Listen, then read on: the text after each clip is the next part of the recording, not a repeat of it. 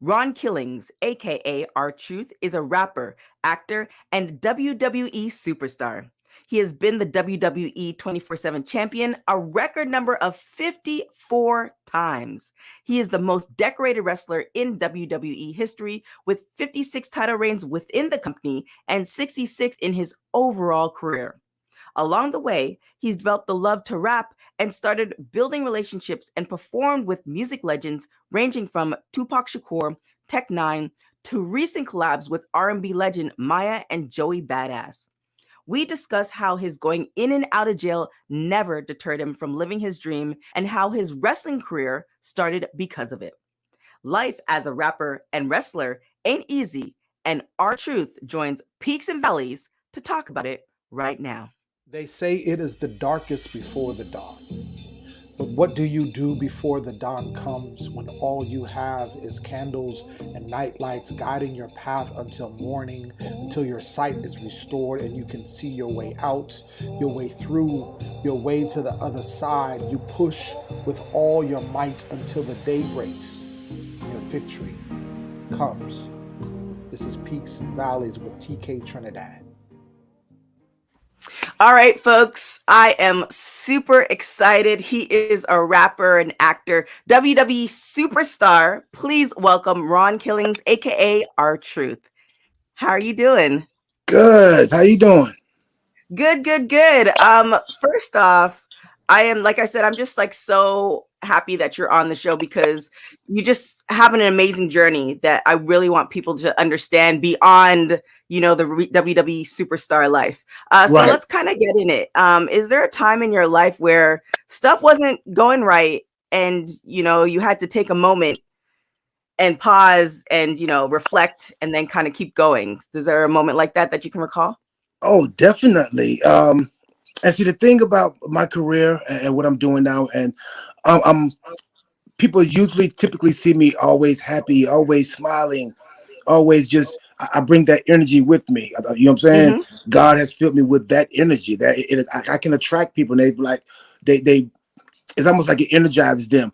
But I am human. I have had Mm-hmm. so many adversities in life. I've had there's times I'm depressed. There's times I'm sad. There's times I'm hopeless. There's times I need encouraging. All those times, all those things is what builds us as human. And the stronger we are, the more we're able to deal with those adversities that bring us down, that make us go a different route to still Mm-hmm. get to where we want to get to.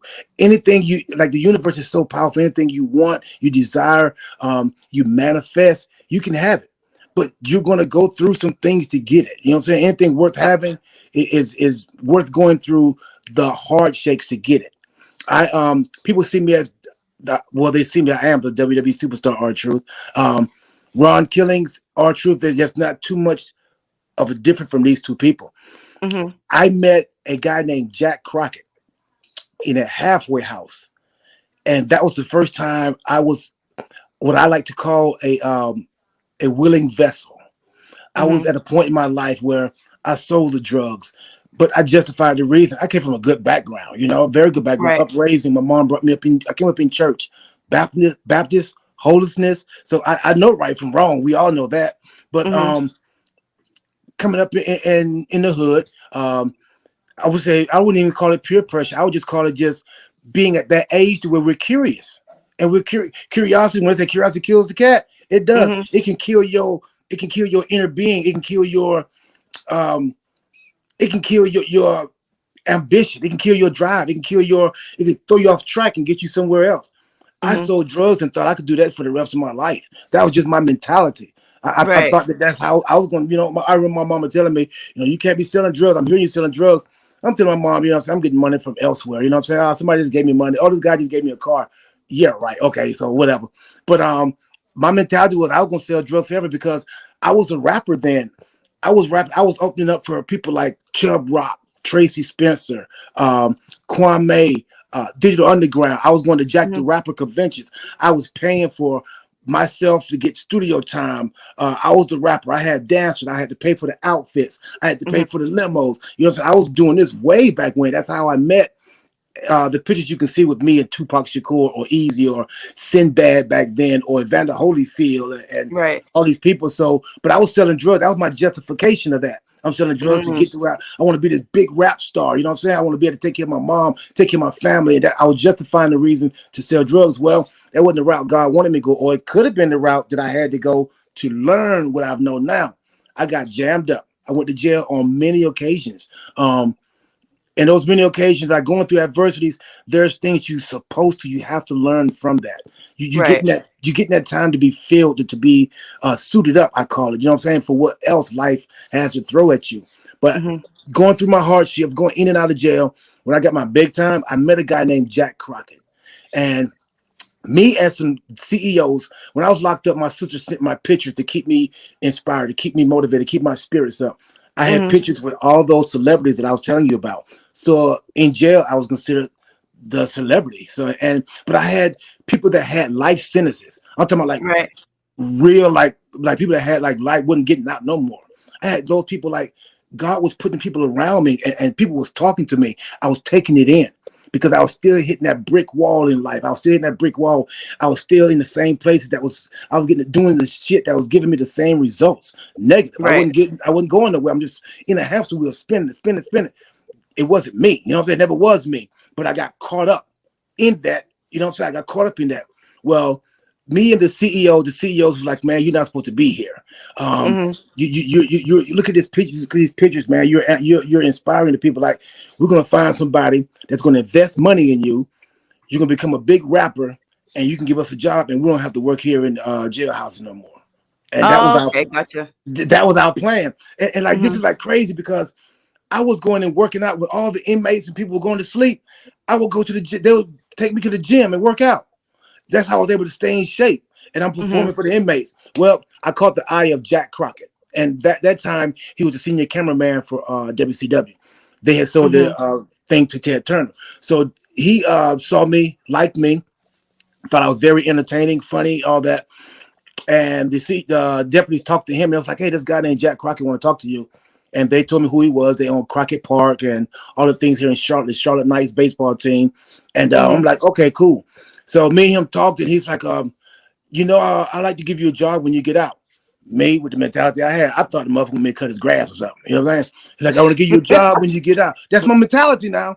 You know what I'm saying? Right. I mean, I'm locked up in jail. So he's like, I want to give you a job when you get out. Um, Give me your number. I think we talked maybe 3 times.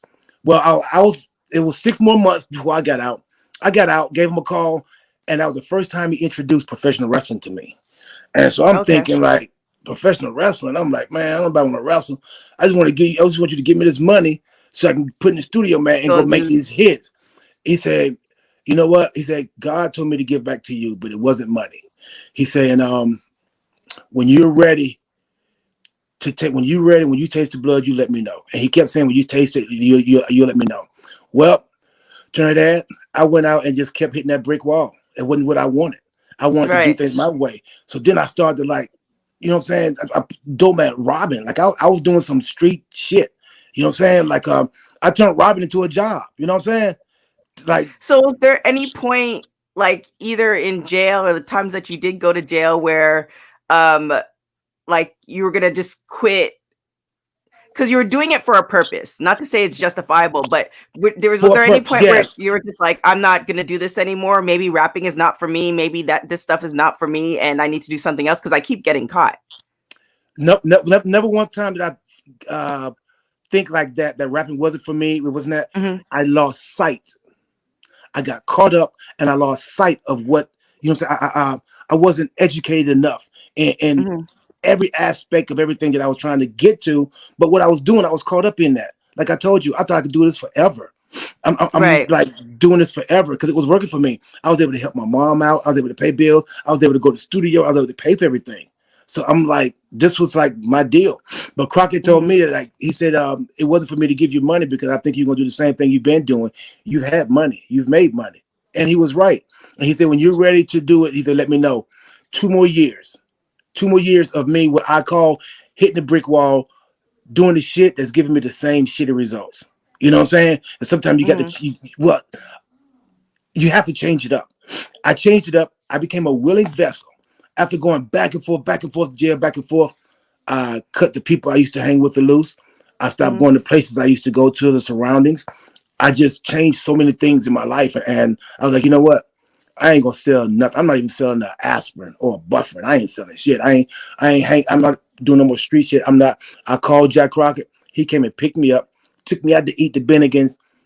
And I told him, I said, man, whatever you need me to do. I said, I'll be a willing vessel. And that what I call my ram in the bush. He took me to three WCW shows. And Mm-hmm. while Ric Flair, that was my first time, coming from the hood, being at a wrestling show, sold out arena, Mm. 25, 30,000 people. That music hit, Ric Flair came out and just standing on that stage. I'm telling you, look, like you could feel the energy. He's like, look, imagine that's you right there. Mm. You're rapping, you're dancing. That's what you want to do. You want to be a rapper, right? You're dancing. You're coming down to the ring. And when you get in the ring, you turn this rap and this hood stuff you can do, and you can fight. You can do all these things. And he said, you can entertain. He said, if you do that, you won't need nobody else to invest in you. You can invest in yourself. And it clicked. It Mm-hmm. clicked and it dawned on me. He said, I just know God want me to give back to you, but it's not money. He said, you just need an opportunity. He said, this won't cost you nothing but time. He said, if you have time to put in yourself and invest to be your own cheerleader, Mm-hmm. and I did that. And that's what I call taking a different route to get to where I'm at now. And through life, sometimes when you hit those brick walls, when you have those adversities, those are the time for you to sit and suit yourself up mentally, Right. emotionally, and spiritually, and get yourself ready to go back out there and hit it again. Because Yeah. that's all it is. A setback ain't up for you, but not to make time to come back. Come back. So it seems like because you have an extensive catalog as far as music. Oh When yes. at what point in your life did you realize like this is what I'm going to do? Like I'm going to be doing music for the rest of my life. Oh, I knew that before I even knew what drugs was. Um, I How knew old were that you? when I knew that before I knew I was wanting to rap.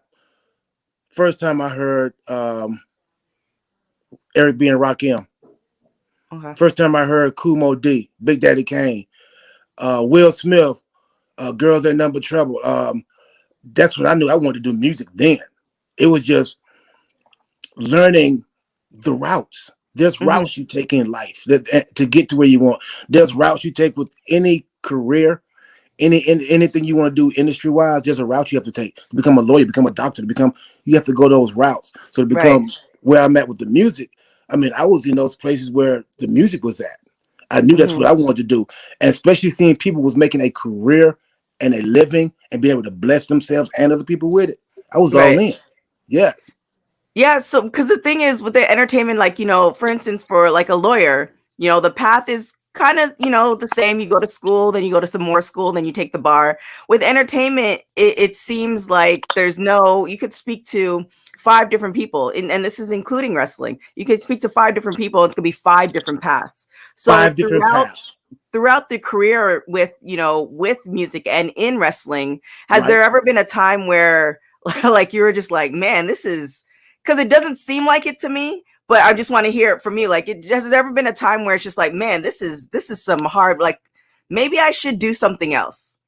Um, I've had those times in my life. I've had those times where I have given up in my life, but there's just something always in me that I won't let myself give up. We all gonna have those negative thoughts. We all gonna Hmm. have those doubtful things that's telling us this might not be right for you. That's okay. I think that's okay for you to change it up and to think like that. Um, Hmm. Sometimes it's for the best. Sometimes it may not just be your knack. Like my neighbor's a hell of a guy, but music is not his thing, nor wrestling, nor you know what I'm saying. But Hmm. so I think it's okay to have those doubtful things about your thinkings about yourself, Right. but to not don't marry it if that's what you truly desire and want. Hmm. So what brings you through? Is it you mentioned the church. So was it the faith that was instilled in you at a young age, or like what is your self-talk when you are in those moments of, this might not work out, or I don't know if I want to continue doing this? Um, Continue on. You push. You you be your own cheerleader. You be your own supporter. You and I think it's a lot of adapting. It's a lot of eating shit. We all Mm-hmm. want to eat shit in life. Sometimes you have to, a lot of times you have to take shit and turn it into chicken salad. You know what I'm saying? Chicken salad pretty good. Shit ain't. You know what I'm saying? Facts. So yeah. So I think it's there's never a give up bone in my body. There's never a give up on anything. Um, I've never given up. So I don't know how to tell someone that if you give up, I know the feeling of wanting to give up, Mm-hmm. but you can't give up. When you give up, you lost. When you give up, everything you fought for, everything you've been grinding and trying to pursue, all of that was for nothing. You can't give up. It's okay to have those negative thoughts. It's okay to have those negative thinkings of, you know what, this may not be for me. I need to do something else. Switch it up. Switch it up. That's all you got to Mm-hmm. do. That's why we call it different paths. The Mm-hmm. way I got to become where I'm at, very few people are going to meet somebody in jail and they trust you and believe in you and give it. Right. Very few people. So sometimes you have to take and be aware of things, people, and resources that are around you Mm-hmm. that can help you through your adversities, through your doubtful thinkings, through your struggles. There's always some things around you. That time, only thing we can count on in this life is time. And Mm-hmm. that time in adversities is when we become our best and our strongest. How do you balance being a WWE superstar and still putting out music on a regular basis? Like what's the current projects that are coming out? Uh Actually I have a project I'm working on coming out called Legacy. We don't know if it's gonna be a project album or what. We're still in that planning mode. I got like Mm-hmm. 40 songs done. This pandemic has been like almost like a blessing. I mean, I got 40 songs recorded, and we're just now strategically trying to figure out how we're going to feed the market with this, how we're going to Okay. service everybody with it. I got so many songs. I got a song about Dubai on there. I got a metal song on there, rock metal song. I got a country song on there. You know what I'm saying? And all of it's fire. All of it is banging. Um, Mm-hmm. that project, I'm hoping will be out and released in the next 3 months. Okay. Within the next 3 months, that's what we're banking on right now. But Okay. my music has changed tremendously from music being the reason that I'm in the wrestling business to me learning and knowing and having one of the catchphrases that everybody, the "What's Up" song, everybody get. To Yeah. now, it's not like I came in the wrestling business and they gave me this gimmick. I've been doing this before I even started wrestling. So now Mm-hmm. being at the age I'm at, knowing what I know, and I feel like age is just a number to me. You know what I'm saying? I got some dope ass music. I'm loved by everybody all over the world, and now you just get to get a lot of what I've been building up for. You get to get the raw shit from me now. Mm-hmm. Yeah, it's crazy. So, what is there going to be a song from the album that's going to be, I guess maybe your new song? Are you going to debut it on WWE or do the partnership like you did with Carmella or anything like that? I'm hoping so. I'm hoping so. I want to right now. I just want to make enough hits for everybody to recognize, realize, and come aboard. Our slogan is gonna pretty much be your favorite wrestler is your favorite rapper. I like it. Yeah. That's, I mean, but then also too, when the 24/7 belt came out, like I love when you have it. Like when you don't have it, it's just like, okay, this is cool, but we know it's going back to you. So how do you come up with those skits? Because another thing that kind of drew my eye to you, on top of one, you looking phenomenal, and it's like your workouts are definitely on point, but it's just like being creative and to do those skits and to have those moments, because sometimes it's a 3-hour show, and Right. sometimes those 3-hour shows can drag. Sometimes they're planning towards something, but those moments that you have, they're always like funny and they're always entertaining. So do you plan them? Does somebody else plan them, or is it collaboration? How does that work? It's a collaboration of everything, everybody. Vince McMahon, I call it, he's like one of the best at it. I learned from the best from him, and it's just knowing your audience, and our audience is like broad. The age level Mhm. is from 6, 7, 8, 8 to 80. You know what I'm saying? So it's like Yep. just knowing your audience, and I know funny, I know This is true. serious, I know sad, I know funny, I know entertaining, and I just adapt to those words and roles, and I just become them. Nice. Now, well, this is a two-part question. So, out of all the music you've made up until the Legacy album, what is your favorite like song from your catalog From before the all, Legacy album? before the Legacy album, Yeah, are you talking about all my music? all your music. Do you have like one favorite one, Mm. Well, or see, what's? if we go like all my music, I used to produce myself. You know what I'm saying? Mhm, Um, I got some songs way back that I produced that's that's with me because of me at the time that I wrote it and did it, what I was mhm. going through at what part in my life that I was having one of those adversities to where I was my music way back then was more I was going through so much shit that it was just me talking to them, talking to everybody, telling them like, hey, we got to hold on, we got to keep pushing. Yeah, it's hard. I'm losing too. We all losing. Yeah, I know it's Mhm. hard. I know you can't pay this bill. I can't pay that bill. I know like all that music was just like it still means something to me now. To my music now, when I got a legit badass producer that's you know what I'm saying, do my music when my music is just quality as hell. I'm telling people, hey, we got to go get it. We got to, you know what I'm saying? We got to like get off our ass, make our way. You know what I'm saying? Take our way. We got to go get it. You know what I'm saying? They Right. shine it. We got to go shine. You know what I'm saying? They got it. We got to go get it. Now, is there a particular song on the Legacy album that we should look out for? Oh, damn. See, Or is it like all like your children? Like you can't pick one. they like children. They like kids. You know what I'm saying? Okay. Out there like chillins. You know what I'm saying?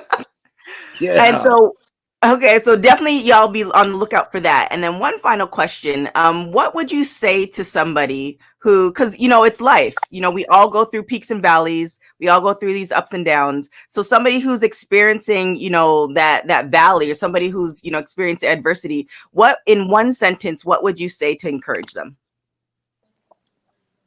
Have faith. Believe in yourself. Learn to be your own cheerleader and mainly learn yourself. Learn how to control yourself. And that way, can't nobody else control you. Nobody else's words, thoughts, or the way they perceive you. None of that matters. When you learn yourself, you learn how to control yourself. When you get self-control, you can control anything around you. Boom, there it is. So Yeah. where can everybody find you, find your projects, all that good stuff? You go the official ronkillings.com. My Twitter is at ronkillings1. And my Instagram is at ronkillings1. Thank you so much. I really, really appreciate it. Can't wait for the album to drop. The beats are hard because I was listening to the stuff that you had in 2020. So the beats are hard. So I already know, with the eating regimen that you just gave, I'm gonna apply that to my life, get my workout life together. There you So go. I You can't wait. looking good. You looking I mean, good. I appreciate that and I accept that. However, I want to be on your level where it's just like, you aging backwards. Like I need that aging backwards. That I need to put that all together. So that's my goal. That's my goal right now. Well, So started here first. Start all in there first. start. Yeah, you know what? To just what I said, what I really love, and the fact that I love that you're on the show is just because just through the television, your energy level is just through the roof. Meaning that like Uh, your hypeness brings like I'm happy. And that's a quality that people are blessed with and born with. You can't you Thank can't you. just, put that together or say I'm going to try to make everybody happy. It's something that you have inherent and that's in you. So I'm just thankful that you're on the show for one, but what you do on a daily basis because you are impacting people. Thank you so much for that. Thank you so much. No And problem. it's God given. God has It's all him, and it's for people. It's not for me. It's for me to attract people, for me to encourage people, to inspire people, to pick people up when they're down. And it's just the tongue, the mouth. Words can mean so much. Words can help. Words can hurt you. Words can pick you up. Words can they're powerful. Mhm. And I just want to use anything that God give me He has brought me from, that has given me what I got now. I want to just throw that and shower people with that. And it just starts from here. It's here, believing in it yourself, believing in that good positive energy, saying it, you know what I'm saying, manifesting it, and going and put work in. Boom. Well, thank you so much. I hope you have a wonderful, blessed rest of the week and day. Yes. You have a blessed day too. Peaks and Valleys is produced by Josh Rodriguez and TKO Productions. Spoken word and voiceover is done by yours truly, Lem Gonzalez. Thank you for listening, and remember, after the darkness comes the dawn.